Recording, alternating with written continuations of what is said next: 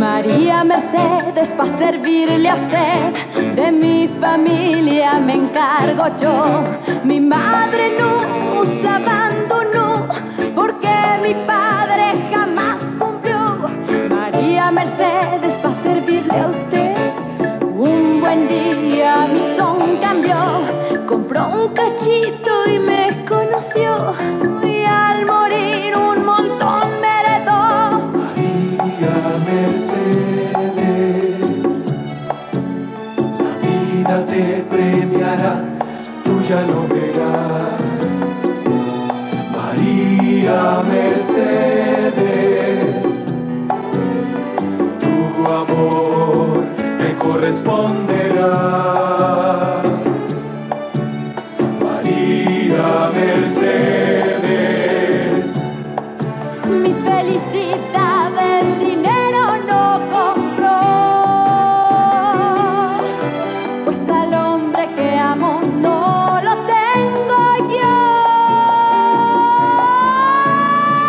María Mercedes, María Mercedes, María Mercedes, María Mercedes, María Mercedes, María Mercedes.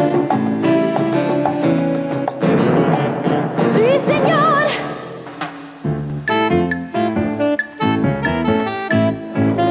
Tayo'y mag-ibigan ng habang buhay. Kumusta na kayo, Aling Philo? Ikaw ang kumusta? Bakit ang aga mo? Mahina ba ang benta o ano? Hindi. Malakas naman gaya ng dati. Laging mabenta ang tayaan. Sa hirap ng buhay ngayon, lahat umaasa lang sa swerte. At pag yumaman na sila, siguro ang mga lalaki palagi nang magbibigay ng mga bulaklak, hindi ba? Ikaw naman, huwag mo nga akong lokohin, Iha. Anong bumabagabag sa'yo? Ay, sa totoo lang, Manang. Matindi ang pag-aalala ko sa kapatid kong si Rosario. Tingin ko pagkatapos niyang pumasok sa eskwela, gumagawa siya ng kalokohan. Imbis na dumiretso na siya sa bahay namin. Kaya ako pumunta ng maaga para maabutan ko siya rito. Hindi ko pa siya nakitang dumating. Pero nakita ko ang kapatid mong si Andres. Ay, si Andresito. Wala naman akong problema sa kanya, Aling Philo. Pero yan talagang si Rosario. Talagang maaga akong tatanda sa kanya.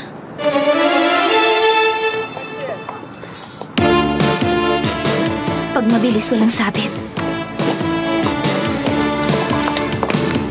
Hoy ikaw, huwag kang kikilos!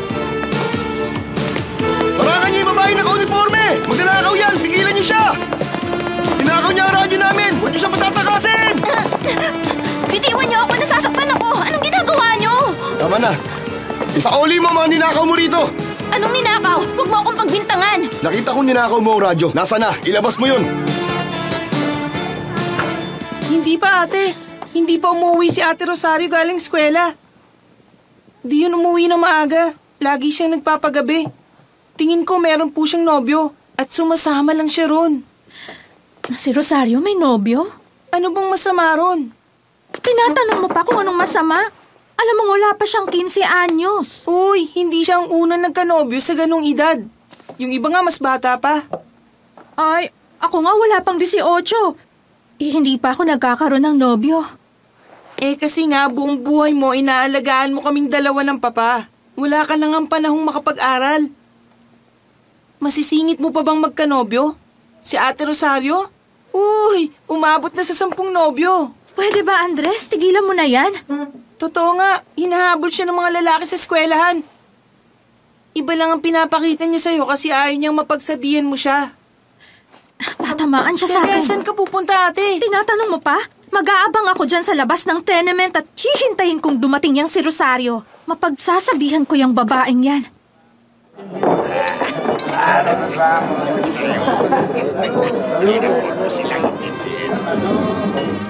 Itatanggi mo pa? Nakuha na nga sa'yo magnanakaw. Akala mo hindi ka mahuhuli? Ang magnanakaw na gaya mo dapat dinadala sa kulungan. Hindi ko yan ninakaw. Ah, hindi? Paano yun mapupunta sa damit mo kung hindi mo yun ninakaw? Sandali, nakuha mo, di ba? Paalisin mo na ako. Di ka pwedeng umalis. Isusumbong kita sa mga pulis, magdanakaw ka. Wag mo akong ipapapulis. Maawa ka naman sa Doon ka sa akin. istasyon magpaliwanag, alam nila kung anong gagawin sa'yo. At sana ipasok ka nila sa kulungan dahil doon ka nababagay. Doon sa detention center.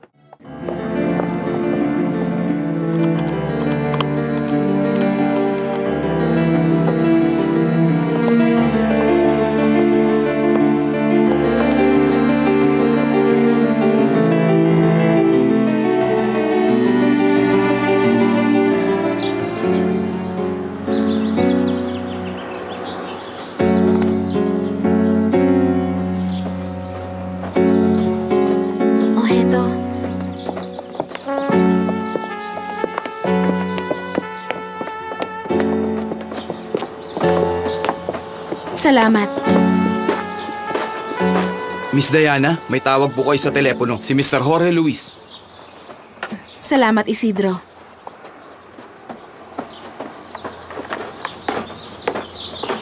Mahal ko, kumusta ka?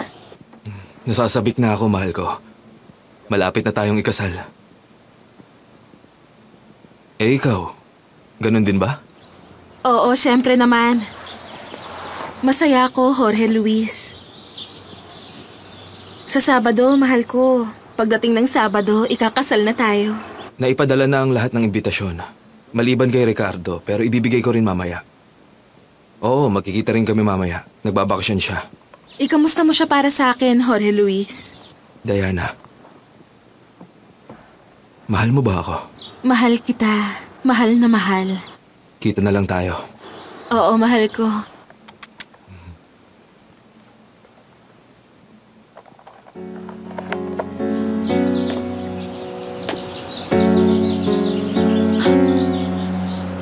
Bakit nandito ka, Elias?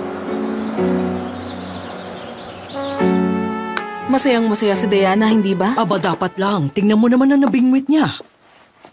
Saan siya makakakilala ng kaya mo, Jorge Luis? Hindi, Mama. Ako ang sinuswerte. Mahirap makakita ng gaya niya. Hay, ikakasal ka na sa Sabado. Habang ako, Diyos lang ang may alam. Siguro tatanda akong dalaga. Pero kung mag-aayos ka lang naman, magbibihis ka, makakahanap ka ng nobyo. Magpaganda ka. Lumabas kayo ng friends mo. Walang dapat baguhin sa kanya.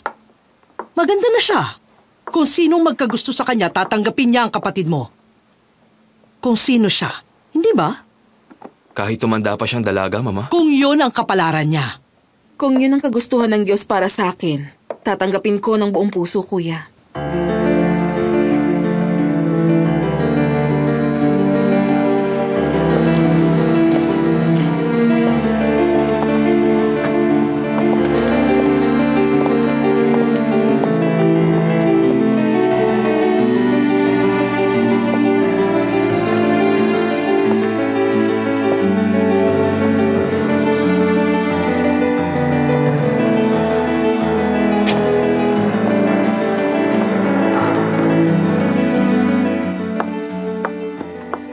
Mama, sa Sabado na ang kasal. Nabigay mo na ba kay Santiago ang imbitasyon? Hindi ko na sinubukan. Ayoko na makipagtalo sa kanya. Alam mo naman siguro kung gaano siya kabastos. Kung hindi nyo ibibigay, ako na lang, Mama. Alalahanin nyo, siya ang may-ari ng lahat. Hawak niya tayo. Mas mabuti kung walang magiging problema.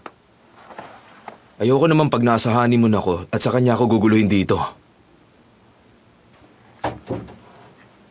Ito na ang gamot nyo, Mr. Santiago. Kailangan nyo tong inumin. Huwag na kayo mainis, Mr. Santiago. Alam nyo naman kailangan nyong uminom ng gamot sa tamang oras at tungkulin kong ibigay ito sa inyo. Kaya po ako nandito. Mga gamot? Para saan? Bakit pa? Malapit na rin naman akong mamatay. Hindi totoo yan. Bubuti ang lagay nyo sa treatment. Sabi ni Dr. Torres, huwag niyo itong titigil sa kahit anumang dahilan. May taning na ang buhay ko, Cordelio. Alam nating pareho yan. May pagkakaila mo ba sa itsura ko? Ang sama ng lagay ko. Nangihina ako. Gagaling kayo, Mr. Santiago. At babalik sa dati na masigla at masiyahin. Huwag na tayong umasa, Cordelio. Hindi na may babalik ang dati. Hindi totoo yan. Ang halimaw na si Malvina. Si Malvina na walang kasing sama. Ganun pa rin naman. Naghahanda sa kasal para sa magaling niyang anak. Sa Sabado na po ang kasal. Mabuti. Nabawasan ng isa ang problema ko. Yung nanay at anak niyang babae na lang. Ang hudas na si Malvina at banal-banalang si Digna. Mag-inang ahas. Diana, sandali!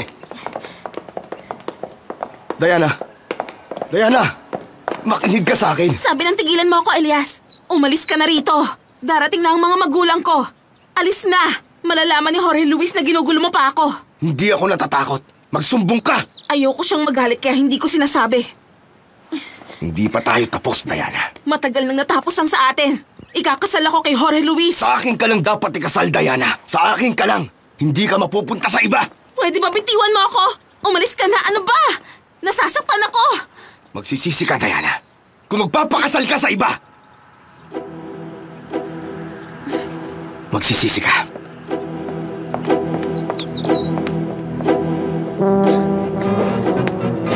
Lagot siya sa akin. Makakarinig talaga siya.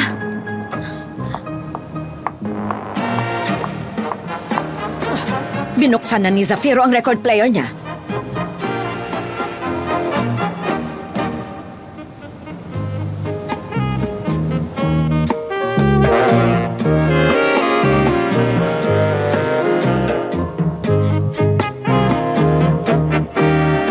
Anong problema, Maria Mercedes? Galit ka? Sinong hinihintay mo? Ang kapatid ko pong si Rosario.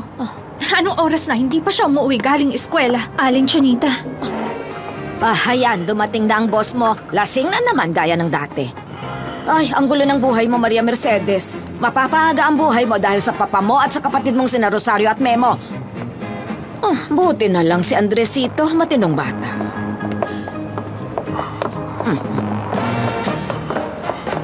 Ano? Tinitingin-tingin mo? Hindi ako makapaniwala. Naglasing na naman kayo. Masakit ang ulo ko. Papasok na ako. Ayan ang napapala niyo, puro sakit ng ulo. Pati ulo ko, pinasasakit niyo.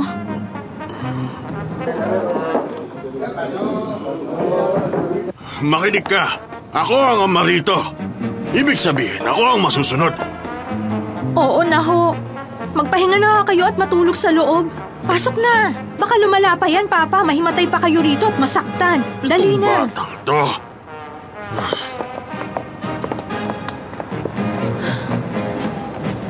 Meche. Bakit ho? Hinahanap ka ng pulis. Kung kailangan mo ng tulong, tawagin mo ako. Nariyan lang ako. Sige ho. Ako bang hinahanap nyo? Ikaw ba si Maria Mercedes Muñoz? Oo, ako nga ho. Anong nangyari? Nasa kulungan ngayon ang kapatid mong si Rosario Muñoz dahil sa salang pagnanakaw. Si Rosario nagnakaw? Ang kapatid kong si Rosario? Nagnakaw ang kapatid ko? Hindi, baka nagkakamali kayo, mamang pulis. Nahuli siyang nagnanakaw doon sa Saris Roche. Dinala siya sa presinto. Kailangang may kumuha sa kanya na nakatatanda. Ako ho ang kapatid niya. Ako ang kukuha sa kanya. Sabi ko, mas nakatatanda.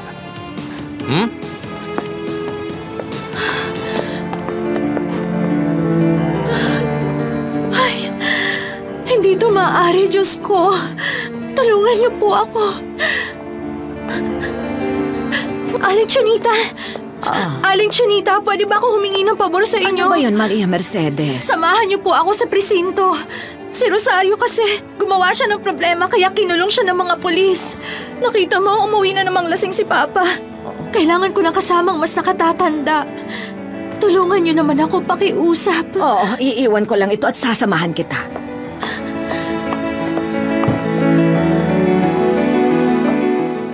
Santiago? Santiago, hindi mo ba ako narinig? Bakit ba? Para sa'yo ito. Ano yan?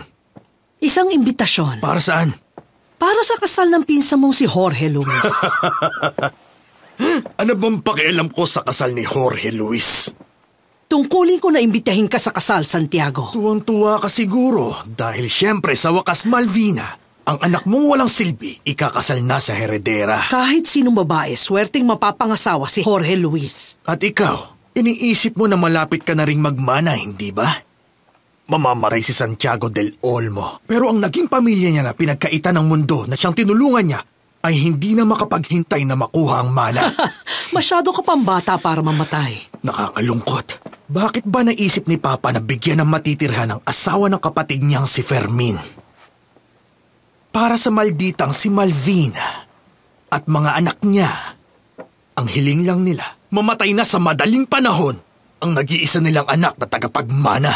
At pinalalabas mo bang nagkasakit ka ng dahil sa amin? Ipinagdarasal niyo yun. Kaya tama. Kukunin mo ba ang imbitasyon o hindi? Pare-pareho kayo ng mga anak mo. Imbitado kang dumalo sa kasal. Magandang gabi. Mahal kong pamangkin. Huwag mo nang isipin na hinihiling namin ng mga anak ko na mamatay ka na. Diyos lang ang kumukuha ng buhay. Alam niya kung sinong kukunin at bakit.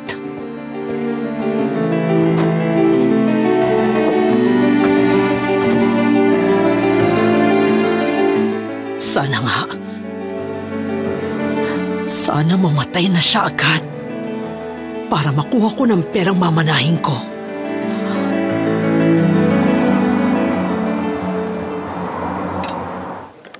Tatapusin pa rin ang pag-aaral. Yun ang kasunduan, Ricardo. Sinabi ko ang kondisyon kay Diana. At saan kayo titira, Jorge Luis? Titira kami sa bahay ng parents niya hanggang makapagtapos ako. Kung loloobin ng Diyos, titira kami sa sarili naming bahay. At makakaalis ka na sa bahay ng baliw. Sabihin mo, bahay ng demonyo. Totoo ba yan? Oo, Ricardo. Parang demonyo ang pinsan ko si Santiago. Minsan gusto kong maawa. Bata pa siya, kaso malapit nang mamatay. Pero hindi pwede. Hindi ko alam kung paano siya natatagalan ni Mama at ng kapatid ko. Eh, ikaw? Natiis ko dahil sa kanila. Noong mamatay si Papa, naghirap kami. Si Tio Felipe, Papa ni Santiago ang kumupkup sa amin. Ayaw pumayag ni Santiago. Hinayaan niya lang habang nabubuhay si Tio. Nung mamatay siya, ginawa niya kaming miserable.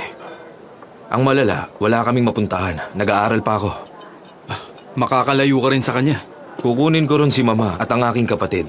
Pero kailangan ko munang kumita at isipin ang future. Kaya ka ikakasal kay Diana. Anong pag-iisip yan?